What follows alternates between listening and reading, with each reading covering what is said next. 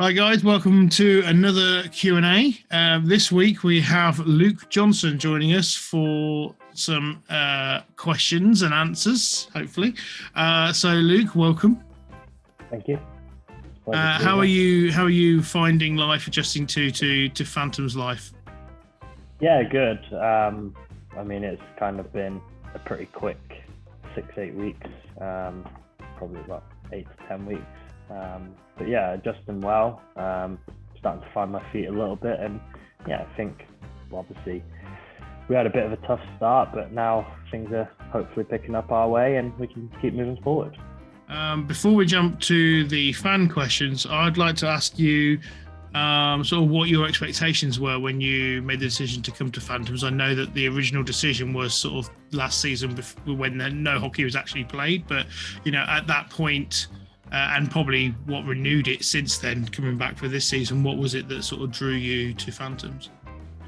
I think the main thing for me personally would be the playing time, the playing element of it, which kind of lacked in my last few years in the league. I know Slava very well from GB. I know how good of a coach he is, and obviously I'm very, very good friends with Glenn. And he's had nothing but good things to say about the setup and the organisation and everything from top to bottom in Peterborough. So that was kind of the three main selling points. And then I think we have got a competitive team. I know that. Obviously, we've just added Salem, which helps a lot.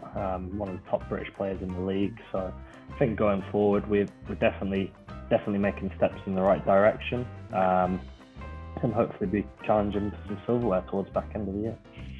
So our first question comes from Hazel, who has asked. Well, she says, "Thank you first of all for joining." She says you're a very good addition, so happy the fact that you're with us.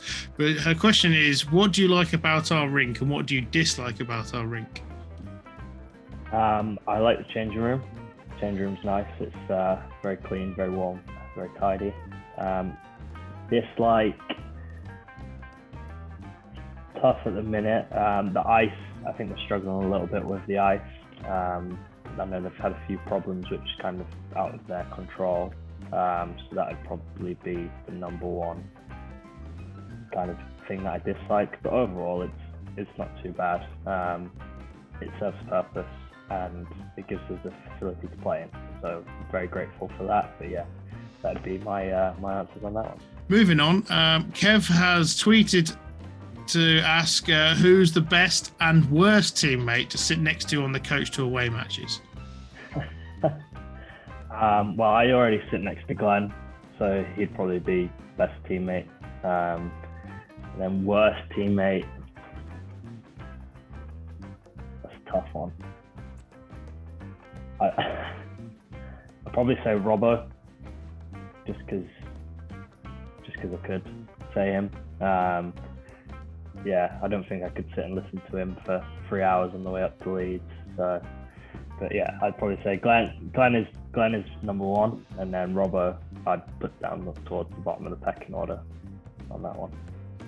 Staying with Twitter, Daniel would like to know. He said, "Well, you said you're obviously very good at hockey. So, what's something that you're terrible at?"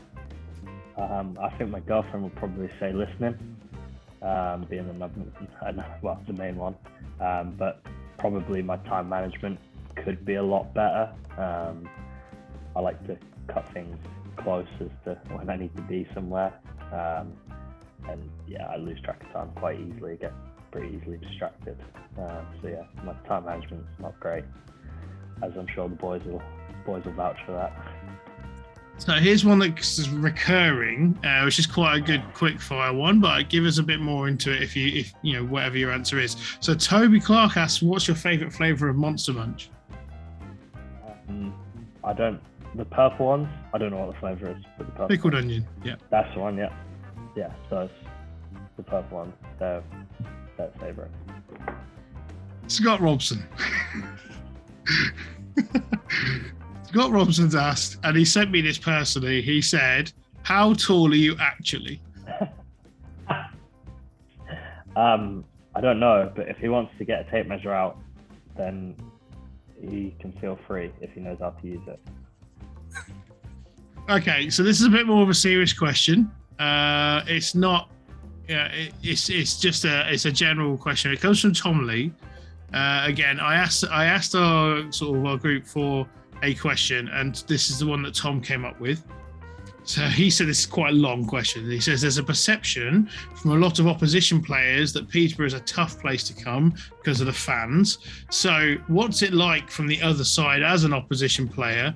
And was an element of you sort of putting a little bit more to sort of give it to the fans a bit, try and silence them as a bonus to winning points? And also, how does that then compare being on the other side, being the home player now? I mean, there was always, you always did know about the fans when you were coming in, especially the games where I was playing for Milton Keynes.